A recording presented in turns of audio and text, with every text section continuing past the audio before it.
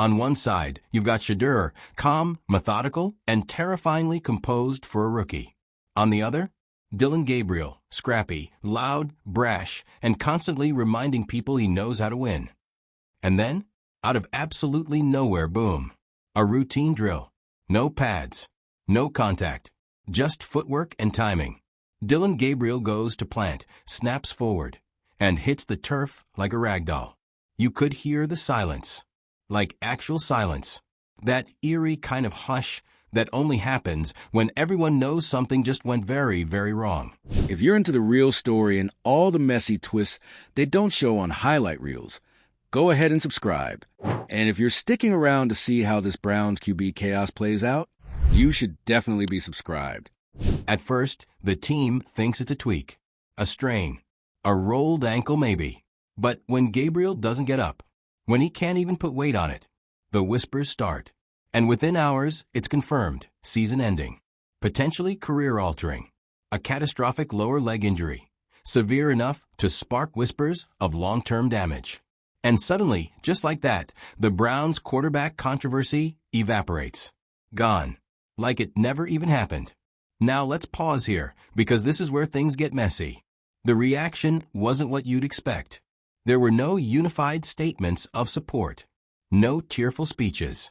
Instead, a tidal wave of reactions from fans, pundits, and NFL Twitter, all framing this injury not as a tragedy, but as karma. I mean, the headlines basically wrote themselves: karma collapse, instant justice, football gods choose Shedeur. Was it petty? Maybe. Was it brutal? Definitely. But if you were anywhere near Browns media coverage these last few weeks, you'd know why this was bigger than just a freak accident. Because Dillon Gabriel had been playing with fire, and not the good kind. Reports had been trickling out for weeks. Passive-aggressive comments during interviews. Eye rolls at film sessions. Alleged clashes with coaches. One now viral moment showed him walking past Shedeur during practice and visibly scoffing at a play call. That's not a rivalry. That's attitude. And not the kind that wins locker rooms. Meanwhile, Shedeur, minding his business. Clocking in early. Staying late. Studying tape. Running scout reps like it's the Super Bowl. And he's not even flinching while everyone around him speculates about whether he's NFL ready or just Deion's son. So when Dillon goes down, it's not just a player getting injured. It's the storm clouds parting over Cleveland. Some fans called it poetic. Others called it cruel. But one thing was clear. Everyone saw this as a sign. Like the football universe just issued a cosmic correction. A hard reset. And right at the center of it all, Shedeur Sanders, cool as ever, suddenly, undeniably, QB1. Let's be honest here. The Browns front office might have acted like this was a tragic setback, but you just know their group chats were lit. Because, from a purely strategic standpoint, this was a nightmare turning into a golden opportunity. Suddenly, the team has clarity. No more second-guessing. No more rotating reps. Shedeur's the guy, and now they can throw everything behind him. Marketing? Already revamping social media banners. Endorsements? Piling up. He's not just a quarterback now, he's the face of the franchise. And not for nothing. But have you seen the merch numbers since that injury dropped? Let's just say there's more Sanders jerseys flying off shelves than pumpkin spice lattes at a Target in October. From a football perspective, the changes were immediate. The offensive scheme? Getting tweaked for Shedeur's strengths, quicker reads, rollout options, creative spacing. He's not a gunslinger in the Mahomes sense, but he does thrive in chaos. You give him some breathing room, and he will punish defenses with surgical precision, especially if he's had a week to study your blitz patterns. The guy is basically an AI chatbot with cleats. Meanwhile, over in Baltimore, the Ravens' defensive coordinators are licking their lips. They're already cooking up exotic blitz packages, ready to test Shedeur's nerves with disguised coverages and A-gap pressure. Welcome to the league, rookie. But guess what? Shedeur's not rattled. In fact, those close to the team say he's thriving. Meeting with coaches at 6 a.m. Watching game tape alone after practice. Running mental reps in the hotel lobby. He even FaceTimes his dad every night, Dillon, of course, who's apparently been sending him daily affirmations and mental strategies like he's prepping him for a spiritual battle, not just a football game. And all of this is happening while Dillon Gabriel is stuck in recovery mode. No surgery date announced, no timeline, no press availability. Just silence. It's almost like the team wants to move on quietly, without the drama. One insider even said, Gabriel's energy was always a weird fit. This injury just fast-forwarded the inevitable. Yikes. But let's be real. Even if Gabriel was healthy, the writing was on the wall. The team wanted Shedeur to succeed.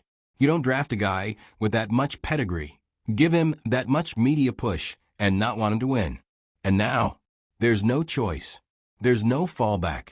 The Sanders era has officially begun. And if you're Shedeur, this is your moment. You don't just get handed a starting job like this every day.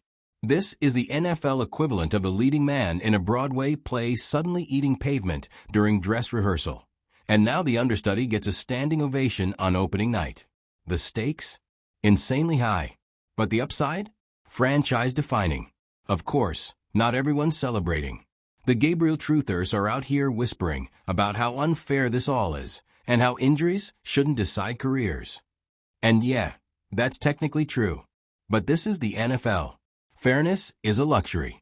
And in this league, sometimes the only thing standing between you and the throne is a single tendon. What makes this whole thing even wilder is how fast the media flipped. Just 2 weeks ago, half the talking heads were still questioning if Shedeur had what it takes. Now, he's being called the Browns' best hope in years. One radio host even compared his poise to early Russell Wilson, minus the cringy Subway commercials. And you can feel the narrative shifting. The teammates are talking different. Coaches are sounding more confident. Even the fans, who were split down the middle just a month ago, are now fully leaning in. Because nobody roots for a locker room headache. But everyone loves a well-prepared underdog who just got his shot by divine intervention. So where does that leave Dillon Gabriel? Honestly, in limbo. His career isn't over, but the path back is going to be brutal. And the shadow of this moment will follow him. Was it just bad luck? Or was it a physical manifestation of all that off-field energy finally catching up to him? Karma doesn't send injury reports, but it does leave a message. Meanwhile, Shedeur isn't just surviving, he's ascending. The team believes in him. The city is behind him. And the cameras? Oh, they're rolling. Because this isn't just a comeback story. It's a takeover. And in a league built on narratives, this one has everything. Drama, rivalry, injury, redemption, and a twist ending that almost feels scripted. Be sure to hit that comment section and let us know, was this fate or just football? And don't forget to subscribe for more wild breakdowns, quarterback chaos, and front row seats to the NFL's messiest moments. Because trust us, this story, it's just getting started. Because as much as this moment feels like a storybook twist or a reality TV elimination with a dramatic leg injury, it's only the beginning of what might be the most unexpected quarterback chapter Cleveland's seen in years. And that's saying something, considering this is the Browns we're talking about. Quarterback drama is practically a seasonal tradition. So Shedeur's in. The pads are on, the press is watching, and every NFL analyst who just last week called him unpolished is now dropping words like maturity, vision, and NFL ceiling. Funny how that works, huh? But here's the tea no one's quite saying out loud. This wasn't just a battle of quarterbacks. This was a battle of narratives. Dillon Gabriel was supposed to be the guy who earned it. A chip-on-his-shoulder veteran with a chip on everybody else's shoulder too. He brought that walk-on energy to a franchise already drowning in underdog complexes. His appeal wasn't just about his arm. It was about the storyline. The gritty, unflashy fighter. But as the weeks went on, that grit started to feel more like friction. Behind closed doors, there were whispers. Teammates noticing the energy shift when Gabriel was around. Not toxic exactly, but tense. Like everything was a competition. The kind of vibe where even high fives feel political. Contrast that with Shedeur, who, by all accounts, just flowed into the locker room. He wasn't trying to be a savior. He wasn't throwing shade. He wasn't out here acting like Dion 2.0. He just worked. Quietly. Relentlessly. Which, ironically, made people talk even more. It's like when someone doesn't need to prove themselves, and suddenly everyone wants to hand them the crown. And now, with Gabriel sidelined, Shedeur has inherited not just the job, but the tension. Because here's what no one really tells you. When the controversy disappears, the pressure doesn't. It just morphs. Before, Shedeur was being judged against Gabriel. Now, he's being judged against expectation. The franchise wants a savior. The fans want stability. The media wants a new face for their highlight reels. And Shedeur? He's got to be all three, in real time, under stadium lights, with 300-pound defenders trying to erase him from existence. And let's not even start on what this means for the Browns' marketing department. Oh, you thought this was just a football story? Absolutely not. The second Gabriel's MRI came back, that team had a full pivot meeting. Rebranding. Commercial tie-ins. Influencer collabs. Shedeur's not just wearing the jersey. He is the campaign now. There are already rumors, that one of the team sponsors is fast-tracking a Prime Legacy collection. Yeah, we're doing legacy branding, and the kid hasn't even played a full game yet. Wild. But here's where it gets juicy. There's real tension building behind the scenes about just how much power Shedeur is being handed this early. The coaching staff is walking a tightrope. They want to support him, sure, but they don't want to coddle him. This isn't college. You can't treat your rookie like a prince, or the veterans will start looking sideways. And some of them already are. You think a 10-year offensive tackle wants to take orders from a guy whose pre-game routine includes affirmations and smoothies? Not exactly old-school grit. But it is working. Because here's the part no one's ready for. Shedeur is actually good. Like scary good. His reads are fast. His poise under pressure is almost clinical. And the dude just does not panic. He's got that weird, eerie calm, like Joe Burrow with a dash of Brady Deadeye. It's unsettling if you're playing defense. It's even more unsettling if you're a teammate wondering how the rookie already knows where you are supposed to be on third down. But the real twist in this whole saga? It's not even about Shedeur. It's about the Browns. Because for once, this team didn't implode under pressure. The Gabriel injury could have derailed them emotionally. It could have sparked locker room infighting, media meltdowns, panic trades. But instead, they tightened up, pulled in, regrouped. It's almost like they were prepared for this. Now that might sound like a reach, but think about it. How many times has a Browns quarterback injury led to absolute chaos? We've lived through that movie.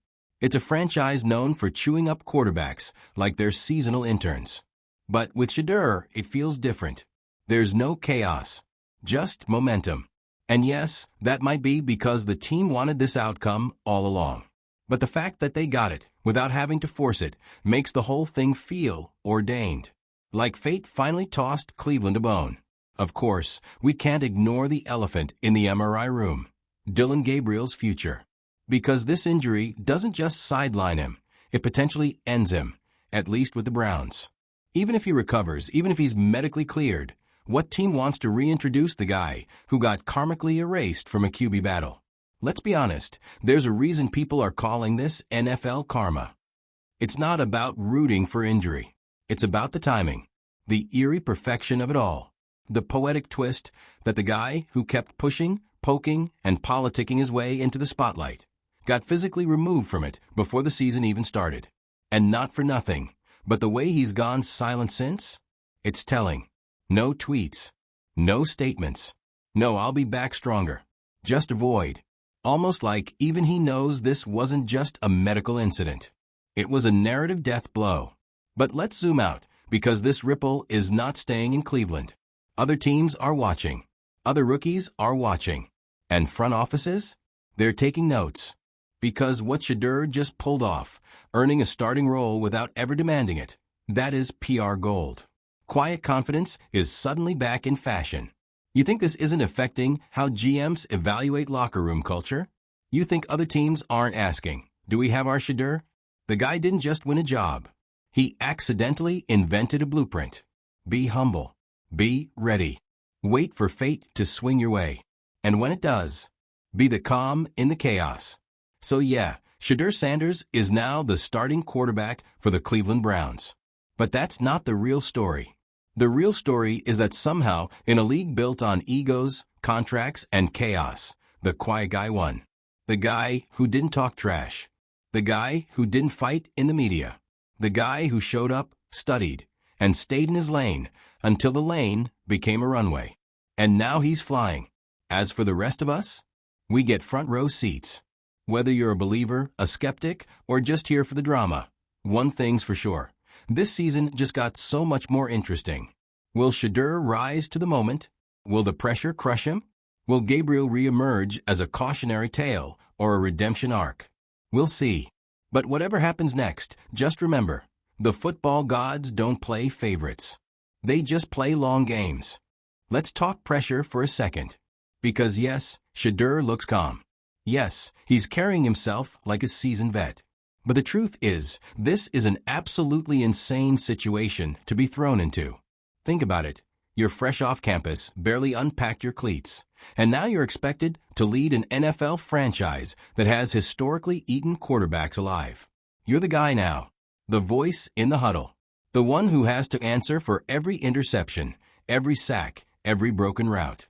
And you've got the weight of a controversial injury, a skeptical locker room, and a desperate fan base riding your back like it's a pony ride at the county fair. But it gets even messy, eh? Because while the team publicly rallies around Shedeur, not everyone is thrilled with how this all played out. There are vets, guys who've been through the mud with this franchise, who aren't totally buying in yet. One of them, a wide receiver with no filter and a long memory, has apparently been throwing subtle shade in the locker room. Stuff like, man, this playbook got light all of a sudden, or feels like we back in college. Translation? Not everyone's thrilled with the pivot toward a Sanders-centric scheme. And that's the other side of this coin. The Browns had a game plan for the season, one that was built around two quarterbacks competing, pushing each other, balancing styles. That plan? Gone. Trashed. Lit on fire. Now, they're redesigning everything to fit Shedeur's skill set, his timing, his tempo, his comfort zones. And while that makes total sense from a strategic standpoint, it also creates resentment. Because guess what? When one guy gets the red carpet, the rest of the roster starts counting the favors. Let's be real. NFL locker rooms run on ego management. And if the coaching staff isn't careful, the narrative shifts from we're building around Shedeur to we're babysitting the new guy. And that is a vibe killer, especially for the guys who were promised this year was about grit and grind, not glow-ups and generational bloodlines. Oh, and let's not forget the coaches in all this.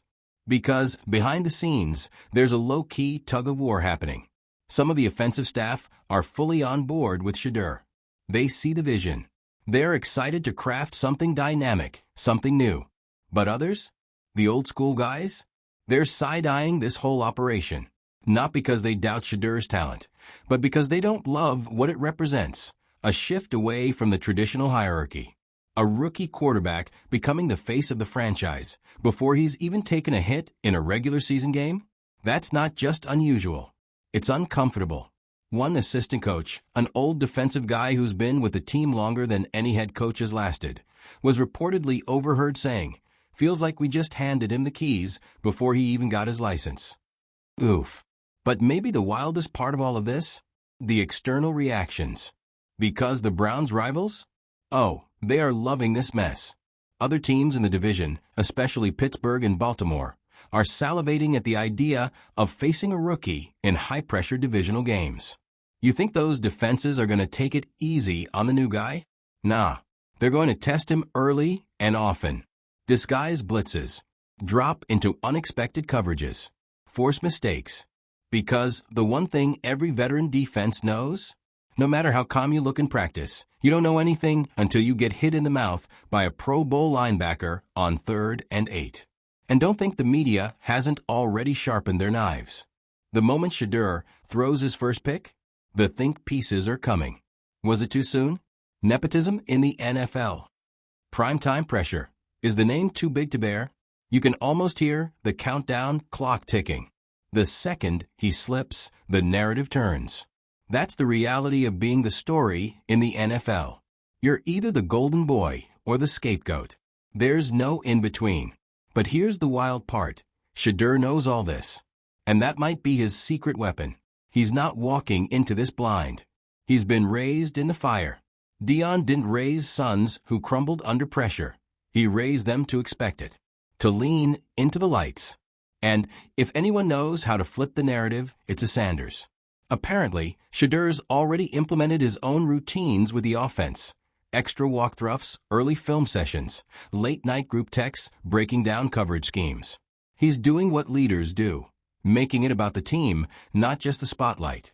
And that's where things start to shift. Because even the skeptics, even the guys who side-eyed the smoothies and the Zen quotes, are starting to see something real. This isn't just a hype train. It might be a foundation. And in Cleveland, that's saying something. Now, let's talk future. Because if Shedeur delivers, if he can string together a few solid performances and avoid rookie mistakes, this season changes. Suddenly, the Browns become must-watch football. The offense gets dangerous. The merch sells. The locker room starts to believe. And that franchise-wide skepticism, it morphs into hope. But if he stumbles, if the pressure gets too big, if the decisions get sloppy, if the team starts losing, well, then the whispers come back. The injury becomes the what if. The team chemistry fractures. And Shedeur doesn't just get benched. He becomes the poster child for a rushed rollout. Another case study in don't hand the keys to the kid too soon. But hey, that's the gamble, right? That's the delicious, chaotic beauty of the NFL. One injury, one twist, one player stepping up or crumbling can rewrite the fate of an entire franchise. And right now, Shedeur Sanders is holding the pen. So as we head into the season, one thing's for sure. The Browns aren't just playing for wins. They're playing for vindication, for the gamble, for the belief that sometimes the universe knocks someone down to lift someone else up. Gabriel may be out of the picture, but his shadow is still hanging over this team like a ghost in cleats. And Shedeur? He's not just fighting defenses. He's fighting ghosts, expectations, old narratives, and the unshakable knowledge that the spotlight he's standing in wasn't earned the usual way. It was inherited by fire. And in the NFL, you either burn up or you light the whole league on fire. So what do you think? Is Shedeur about to shock the world? Or will this fairy tale fizzle into another Cleveland cautionary tale? Let me know in the comments. And if you haven't already hit subscribe, now's the time. Because this story, it's only on Chapter 1.